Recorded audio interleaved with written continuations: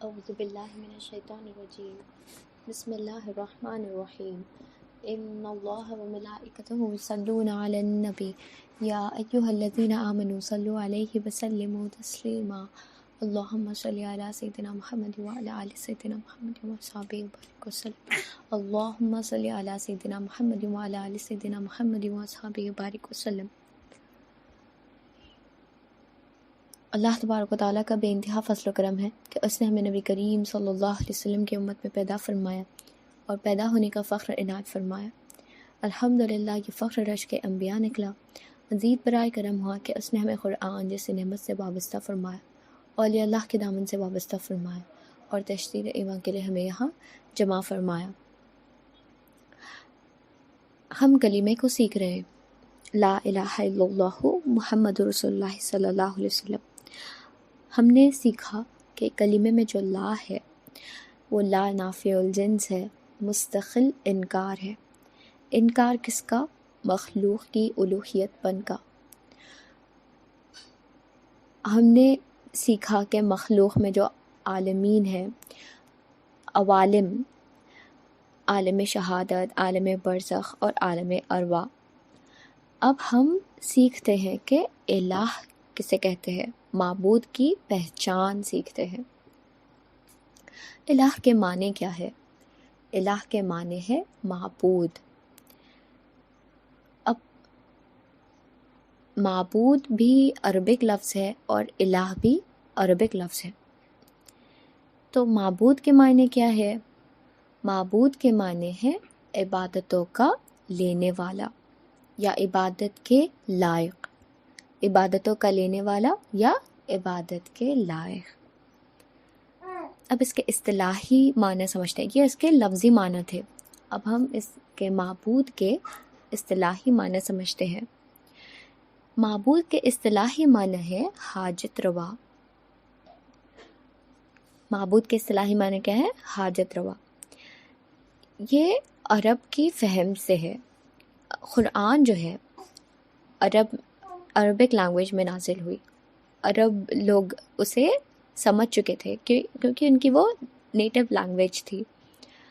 تو معبود جو ہے ان کی لینگویج میں، ان کے زمانے میں، ان کے فہم کے حساب سے حاجت روا کو کہتے تھے۔ کعبۃ اللہ میں اسلام آنے سے پہلے 360 بت تھے۔ وہ بت کیا تھے؟ سارے معبود تھے۔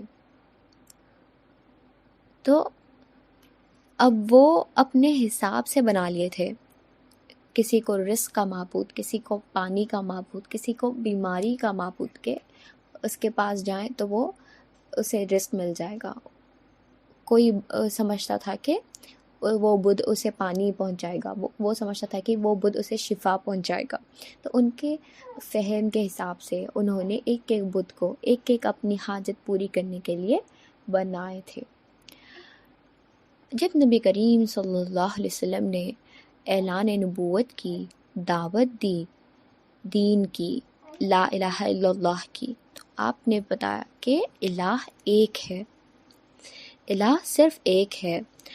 تو ان لوگ پریشان ہو گئے کہ 360 ہمارے جو بت ہے ہم اس سے فائدہ نہیں لے پا رہے۔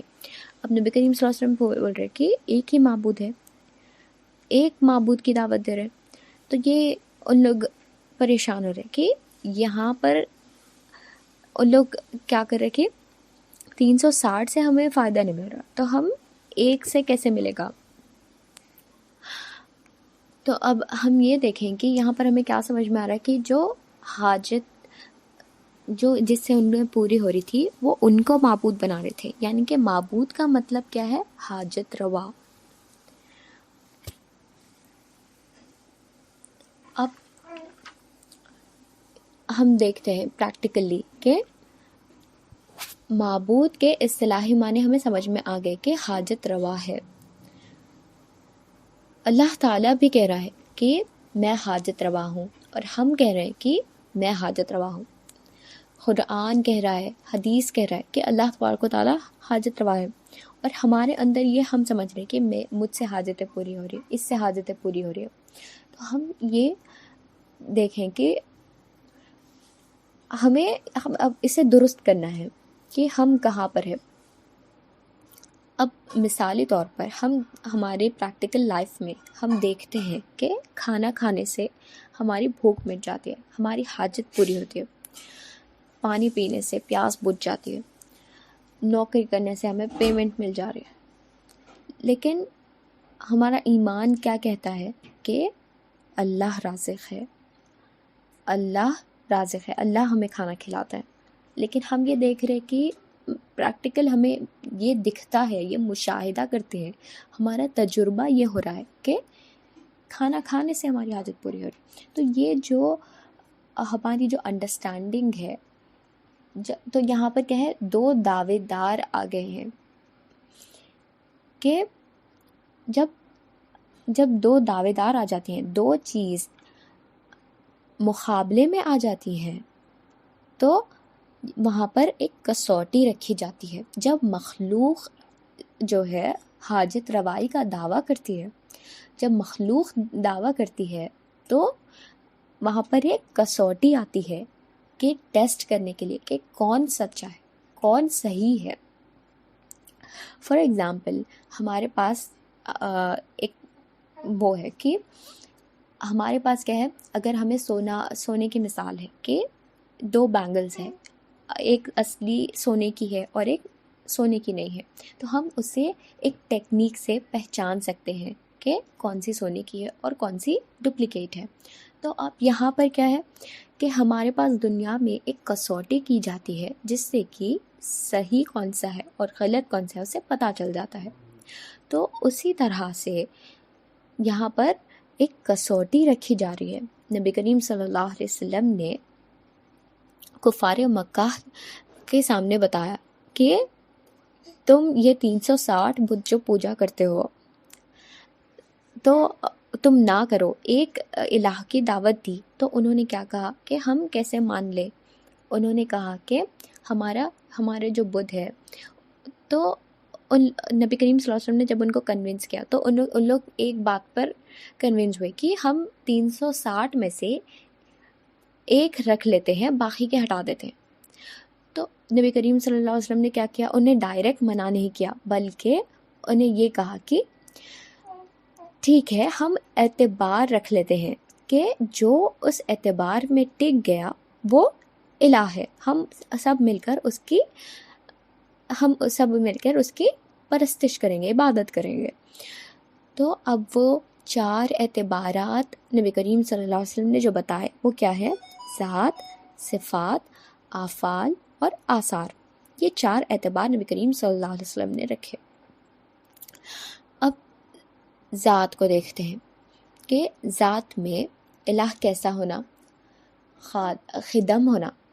ذات میں الہ کیسا ہونا؟ خدم ہونا، یعنی کہ خود سے قائم ہونا اور غیر کو قائم رکھنے کی صلاحیت ہونا، خود سے قائم ہونا.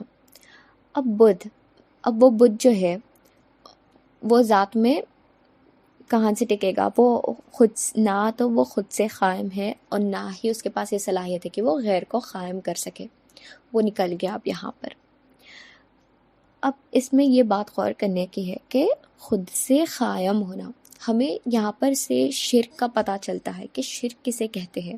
یہ جو 4 اعتبار ہے اس کا اگر کوئی دعویٰ کرے یا ہم اس کے مقابلے میں کسی کو رکھے تو وہ کیا ہے؟ وہ شرک کہلائے گا. ہمیں بیسیکلی یہ کہا جاتا ہے کہ ایسا کرنا شرک ہے، ویسا کرنا شرک ہے. وہ ہمیں یہاں پر ایکچولی کنفیوز کیا جا رہا ہے کہ ان باتوں سے اٹھنا شرک ہے، بیٹھنا شرک ہے، چومنا شرک ہے. ایسے باتوں میں ہم کو کیا جا رہا ہے؟ کنفیوز کر کے اصل بات سے گمراہ کیا جا رہا. تو اب ہم دیکھیں گے آج کے اصل میں شرک کسے کہتے ہیں. یہ جو 4 اعتبارات ہے، اگر ہم کسی کو ایسا کرنے کا دعویٰ کریں تو وہ شرک ہوگا. ہم کسی کو خدم تو نہیں کہتے. جب ہم نبی کریم صلی اللہ علیہ وسلم کی تعظیم کرتے ہیں، ادب کہتے ہیں، تو لوگ کہتے ہیں کہ شرک کر رہے. اولیاء اللہ کا جب ہم تعظیم کرتے ہیں تو لوگ بولتے ہیں کہ شرک کر رہے. لیکن اصل میں شرک کیا ہے؟ کسی کو خدم کہنا شرک ہے. کوئی خدم کیسے ہو سکتا؟ خدم تو صرف ایک ہی ذات ہے، صرف اللہ رب العزت ہی خدم ہے۔ خدم کیا ہے؟ خود سے قائم ہونا اور غیر کو قائم کرنے کی صلاحیت ہونا۔ اب جو میلاد النبی ہم مناتے ہیں وہ شرک کی جڑوں کو کاٹتا ہے، کیونکہ نبی کریم صلی اللہ علیہ وسلم کی ولادت کی خوشی میں ہم میلاد مناتے ہیں۔ تو اللہ تو خود سے قائم ہے، اللہ کو تو کسی نے پیدا نہیں کیا، اور ہم نبی کریم صلی اللہ علیہ وسلم کی پیدا ہونے کی خوشی مناتے ہیں۔ تو یہاں پر کیا ہے؟ شرک کو کاٹتا ہے میلاد النبی منانا۔ اب ہم دیکھتے ہیں کہ صفات میں کامل ہونا کیسا ہونا؟ از ازل تا ابد نقص اور زوال سے پاک ہونا، کامل ہونا اور نقص اور زوال سے پاک ہونا، یعنی بگننگ ٹو اینڈ، کوئی نقص نہیں رہنا اور زوال بھی نہیں ہونا، زوال سے پاک ہونا۔ اب ذاتی صفات کو دیکھتے ہیں۔ ذاتی صفات 7 ہوتی ہے: حیات، علم، ارادہ، قدرت، سماعت، بصارت اور کلام۔ حیات میں دیکھتے ہیں کہ اللہ تبارک و تعالی باحیات ہے، یا حیو ہے، ہمیشہ سے ہے اور ہمیشہ رہے گا۔ اب جو یہ بت ہے وہ مردہ ہے، وہ تو مردہ ہے، وہ اس میں نکل گیا۔ ابھی نیکسٹ کیا ہے؟ علم ہے، اللہ تبارک و تعالی عالم ہے، اور جو بت ہے وہ تو جاہل ہے، اسے علم کا کیا پتہ۔ نیکسٹ از ارادہ، اللہ تبارک و تعالی مرید ہے، ارادہ رکھنے والا ہے، اور جو بت ہے وہ مستر ہے، اس کے پاس کوئی ارادہ نہیں ہوتا، وہ زندہ ہی نہیں ہے تو اس کے پاس ارادہ کیا ہوگا۔ اب قدرت، اللہ تبارک و تعالی قدیر ہے، اللہ تبارک و تعالی قدیر ہے، علی کل شیء قدیر، ہر شے پر قادر ہے، جو چاہے وہ کرنے پر قادر ہے۔ اور جو بت ہے وہ تو عاجز ہے، اس کے پاس کوئی قدرت نہیں ہے، وہ خود سے ہل بھی نہیں سکتا وہ بت۔ سماعت، اللہ تبارک و تعالی سمیع و علیم ہے، ہماری دعاؤں کو سنتے ہیں، اللہ تبارک و تعالی سب کچھ سنتے ہیں۔ اور جو بت ہے وہ بہرا ہے، اسے کچھ سنائی نہیں دیتا۔ بصیرت، اللہ تبارک و تعالی بصیر ہے، دیکھنے والا ہے، اور جو بت ہے اسے تو کچھ دکھائی نہیں دیتا، وہ اندھا ہے۔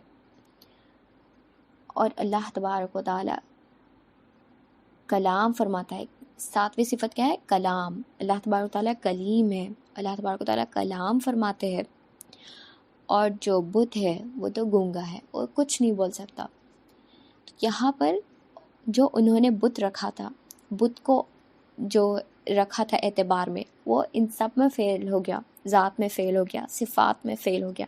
اب آفعال میں دیکھتے ہیں کہ آفعال میں کیا ہونا ہے؟ مختار ہونا۔ مختار کے معنی کیا ہے؟ اپنا کام کرنے کے لیے غیر کا محتاج نہ ہونا، اپنا کام کرنے کے لیے غیر کا محتاج نہ ہونا۔ اب اللہ تبارک و تعالی کسی کا محتاج نہیں ہے، ہم سب اللہ کے محتاج ہیں، اور اللہ کسی کے محتاج نہیں ہے۔ اللہ تبارک و تعالی خود سے اپنا سارا نظام سنبھالتے ہیں، اللہ تبارک و تعالیٰ کو کسی کی حاجت نہیں ہے، اللہ بے نیاز ہے، اللہ محتاج نہیں ہے کسی کے، ہم سب اللہ کے محتاج ہیں۔ تو یہاں پر ہم دیکھیں کہ اب اس میں بھی بت فیل ہو گیا، بت تو محتاج ہے، وہ کہاں سے مختار ہے؟ وہ اللہ کا محتاج ہے، ہم سب اللہ کے محتاج ہیں۔ اب چوتھا کیا ہے؟ آثار، آثار میں الہ مالک ہونا، آثار میں الہ کا مالک ہونا۔ کیسا ہونا؟ سارے جہانوں کا مالک ہونا، ایک گھر یا 2 گھر، ایک اتنی ٹیریٹری کا نہیں، بلکہ سارے جہانوں کا مالک ہونا۔ اب یہ چار اعتبارات جو ہے، یہ چار اعتبارات الہ جس کے اندر پائے جائے وہ الہ ہے۔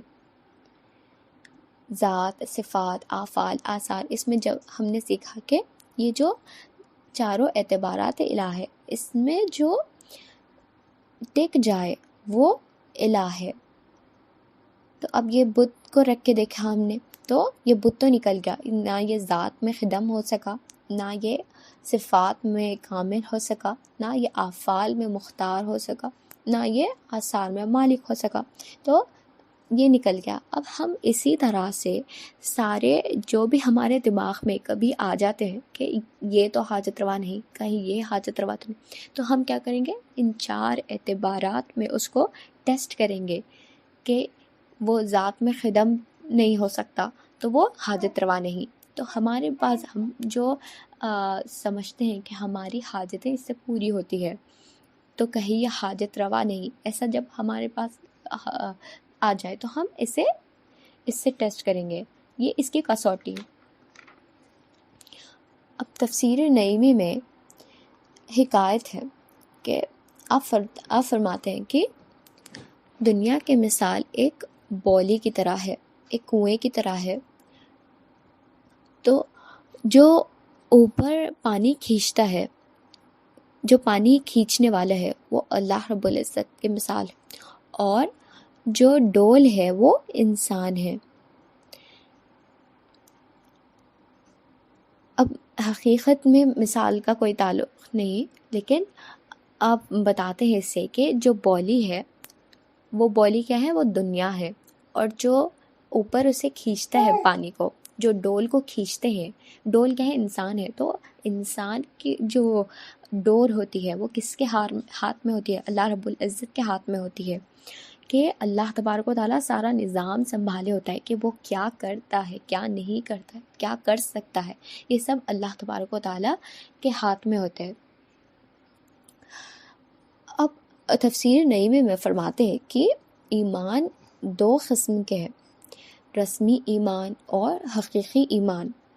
جو رسمی ایمان ہے وہ فارمیلٹی ہوتی ہے، دکھاوے کا، اور جو حقیقی ایمان ہے وہ سچا ایمان ہے، کہ جو جان کے حاصل ہوتا ہے، جو علم کے ساتھ حاصل ہوتا ہے، جو پہچان کر حاصل ہوتا ہے۔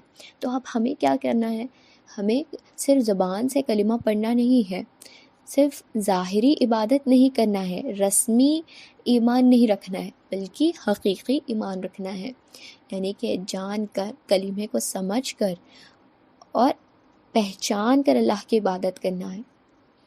تو اب یہ چار اعتبارات الہ جو ہم نے سیکھے، زبان سے بھی بولنا ہے اور دل میں بھی بٹھانا ہے، ایک ایک کر کے مخلوق کو ہم لے کر غور و فکر کرنا ہے اور اسے اپنے اندر سمجھنا ہے کہ ذات میں خدم ہے یا عدم ہے، صفات میں کامل ہے یا ناقص ہے، افعال میں مختار ہے یا مجبور ہے، آثار میں مالک ہے یا مملوک ہے۔